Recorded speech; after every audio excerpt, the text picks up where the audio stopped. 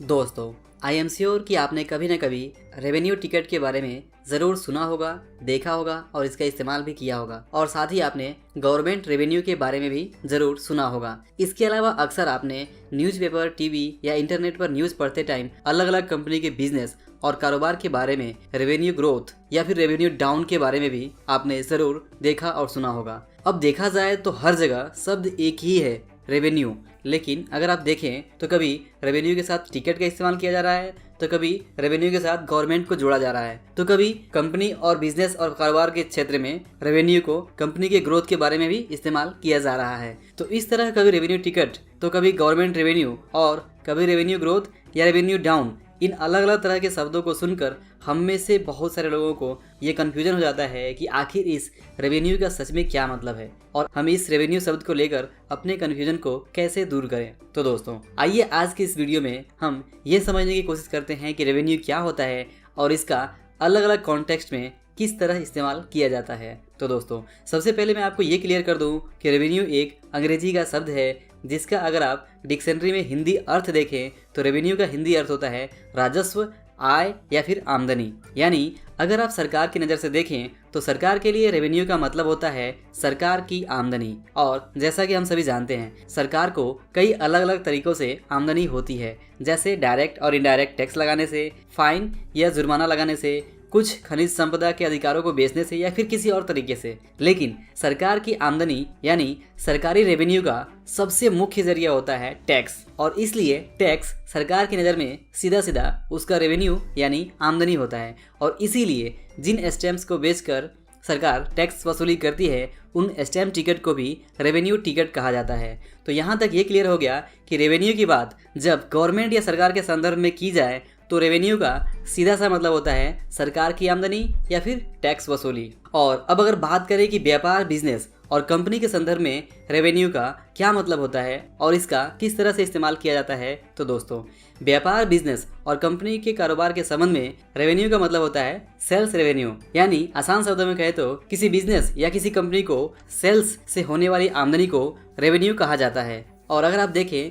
तो बिजनेस और कंपनी के कारोबार के संबंध में रेवेन्यू को कई अलग अलग शब्दों के साथ इस्तेमाल किया जाता है। जैसे हमने देखा सेल्स रेवेन्यू, जिसका सीधा सा मतलब होता है किसी बिजनेस के प्रोडक्ट या सर्विस के सेल्स यानी बिक्री से होने वाली आमदनी। दूसरा टोटल रेवेन्यू, यानी किसी निश्चित टाइम पीरियड के अंदर कंपनी ने जितना भी माल बेचा उस टोटल माल की कुल कीमत को उस कंपनी का टोटल रेवेन्यू कहा जाता है। और इस तरह अगर टोटल रेवेन्यू का फॉर्मूला निकाला जाए तो वो ये होगा कि total revenue equal to total sold quantity into price of one quantity. जैसे अगर किसी कंपनी ने एक महीने में 10 बैग सीमेंट बेचा और एक सीमेंट बैग की कीमत है 300 रुपये, तो इस तरह उस कंपनी का टोटल रेवेन्यू होगा 10 × 300 इक्वल टू 3000। यानी उस कंपनी का एक महीने का टोटल रेवेन्यू हुआ 3000 रुपये। इसके अलावा रेवेन्यू के साथ कुछ और शब्दों का भी इस्तेमाल किया जाता है, जैसे ऑपरेटिंग रेवेन्यू या फिर नॉन ऑपरेटिंग रेवेन्यू। तो दोस्तों, ऑपरेटिंग रेवेन्यू का सीधा सीधा मतलब उस आमदनी से होता है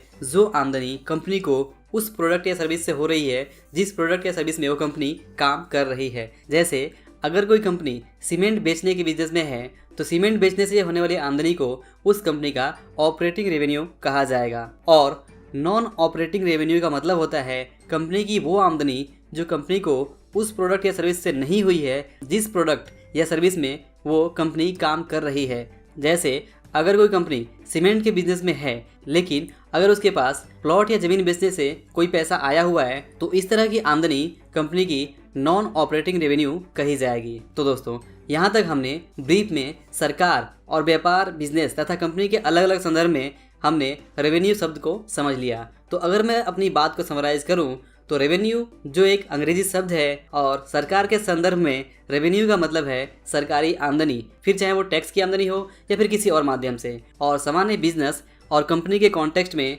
रेवेन्यू का मतलब होता है सेल्स यानी प्रोडक्ट या सर्विस को बेचने से होने वाली कुल आमदनी, जिसमें प्रॉफिट भी शामिल होता है। यानी कि बिजनेस के केस में रेवेन्यू का मतलब होता है सेल्स। तो अब जब भी आप रेवेन्यू शब्द को सुने या देखें तो आपको बिल्कुल भी कंफ्यूज नहीं होना है। आपको सबसे पहले ये देखना है कि रेवेन्यू शब्द का किस संदर्भ में यानी किस कॉन्टेक्स्ट में इस्तेमाल किया जा रहा है। और अगर आपको लगे कि रेवेन्यू शब्द का इस्तेमाल सरकार और सरकारी कामों यानी गवर्नमेंट के संदर्भ में इस्तेमाल किया जा रहा है, तो यहाँ आपको ये समझना है कि रेवेन्यू का मतलब सरकार की आमदनी या सरकार द्वारा लिए जाने वाले टैक्स के बारे में बात हो रही है। और अगर आपको लगे कि रेवेन्यू शब्द का इस्तेमाल किसी बिजनेस, कंपनी या कारोबार के संबंध में किया जा रहा है, तो आपको ये समझ लेना है कि यहाँ पर कंपनी के प्रोडक्ट या सर्विस के सेल्स से होने वाली कुल आमदनी के बारे में बात हो रही है। और इस तरह जब आप ये सुने या ये पढ़ें कि XYZ कंपनी का रेवेन्यू ग्रोथ 25% अप है, तो इसका मतलब ये हुआ XYZ कंपनी का टोटल सेल्स 25% बढ़ गया है। और अगर आप ये सुने कि ABC कंपनी का रेवेन्यू ग्रोथ 25% डाउन है, तो इसका मतलब ये हुआ कि ABC कंपनी का टोटल सेल्स 25% कम हो गया है। और साथ ही आप इस बात को ज़रूर ध्यान में रखें कि रेवेन्यू का मतलब होता है सेल्स, ना कि नेट प्रॉफिट। और इसलिए जब भी आप किसी बिजनेस या कंपनी के रेवेन्यू के बढ़ने या घटने के बारे में सुने, तो इसका मतलब ये हुआ कि कंपनी का या तो सेल्स बढ़ा है या फिर घटा है, ना कि उसका नेट प्रॉफिट घटा है या बढ़ा है। और कभी भी रेवेन्यू को नेट प्रॉफिट समझने की भूल ना करें और रेवेन्यू को सिर्फ वो टोटल अमाउंट समझें जो कंपनी को प्रोडक्ट या सर्विस को बेचने से प्राप्त हो रहा है। तो दोस्तों, आई होप कि आपका रेवेन्यू को लेकर कन्फ्यूज़न काफ़ी हद तक क्लियर हो गया होगा और आप समझ पाए होंगे कि रेवेन्यू का सही मतलब क्या है। तो दोस्तों, अगर वीडियो अच्छा लगा हो तो इसे लाइक और शेयर ज़रूर करें। आपके लाइक करने से ही समझ में आता है कि आपको वीडियो पसंद आया है। और अगर अभी तक आपने हिंदी फाइनेंशियल एजुकेशन इस चैनल को सब्सक्राइब नहीं किया है, तो सब्सक्राइब करके बेल आइकन ज़रूर प्रेस करें ताकि आपको हमारे आने वाले सभी वीडियोस के अपडेट तुरंत मिल सकें। और अंत में वीडियो पूरा देखने और हमारे साथ बने रहने के लिए आपका दिल से बहुत बहुत धन्यवाद।